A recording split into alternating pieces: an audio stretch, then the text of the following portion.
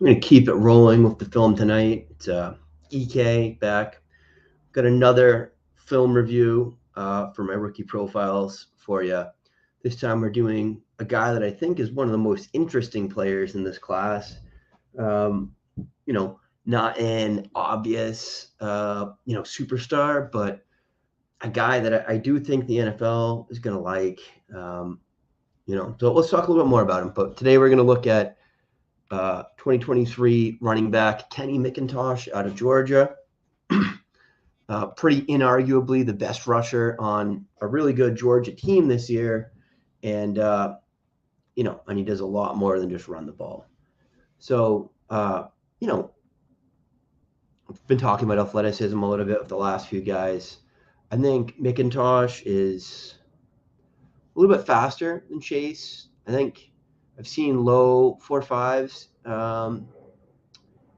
People suggesting his 40 time, 4.50, 4.52, and that looks about right to me. Certainly not like the biggest back, but he does do some really nice stuff. The hand fighting. I talked about this earlier with the Dwayne McBride profile. I mean, he's got that same like really skilled use of the offhand. Um, he's got a lot of shiftiness. And he's a smart back. I think that's a hallmark of a Georgia back, right? They're going to do the right thing. They're going to do the smart thing consistently. McIntosh certainly does that. You think that's how he's earned his way. I mean, look at this run. Yeah, granted, it's Tennessee, so we don't get too excited about runs against Tennessee around here. But all right, so well blocked, but a nice cut there to beat the guy that's penetrating.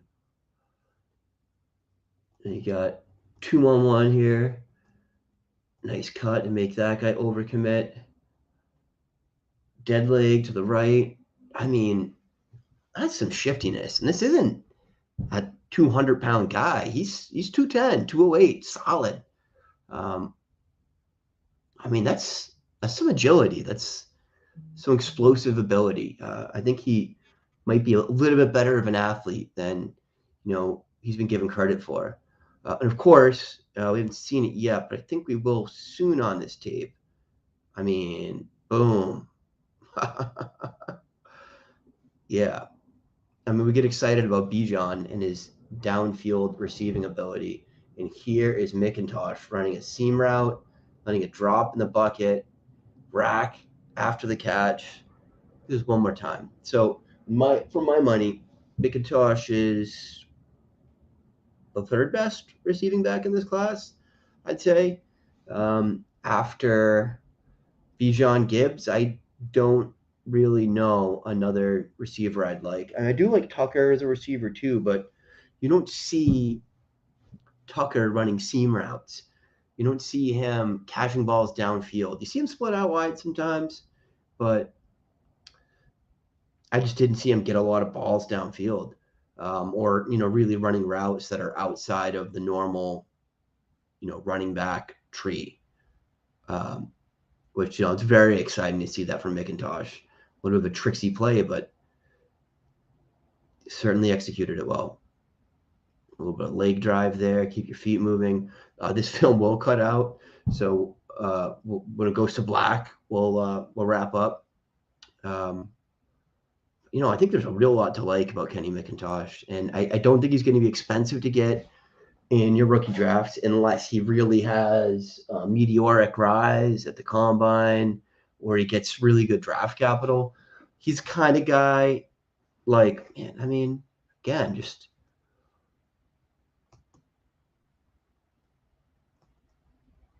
let's extend the play, like a James White type. And I love that role for Kenny McIntosh. Rashad White type.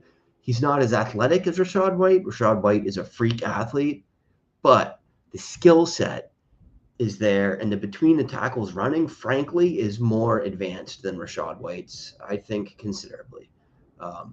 Better decision making, better vision. Again, I just really a lot of things to like about McIntosh's playing style here, and I'll have to come back and do a game against better defense, maybe an Old Miss or something.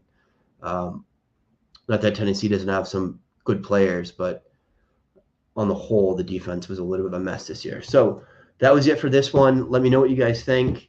Is McIntosh going to be a starter at the NFL level? I certainly think he gets a role. I think he could compete for a committee role right away. I do think his pass catching is a feather in his cap that a lot of the other guys in this class don't have. You know, that's going to get him ahead, drafted ahead of a Chase Brown, drafted ahead of a Dwayne McBride. Does it get him drafted ahead of Kendry Miller, who did a lot of things on big stages?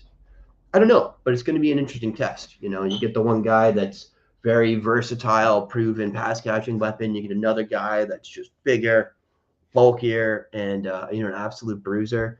Um, I will say that if you get some decent DC, you probably want this guy in your rookie drafts. You know, you want the guy that catches passes. You want the guy with that role. So, all right, that's it for me. Let me know who you guys want me to do next.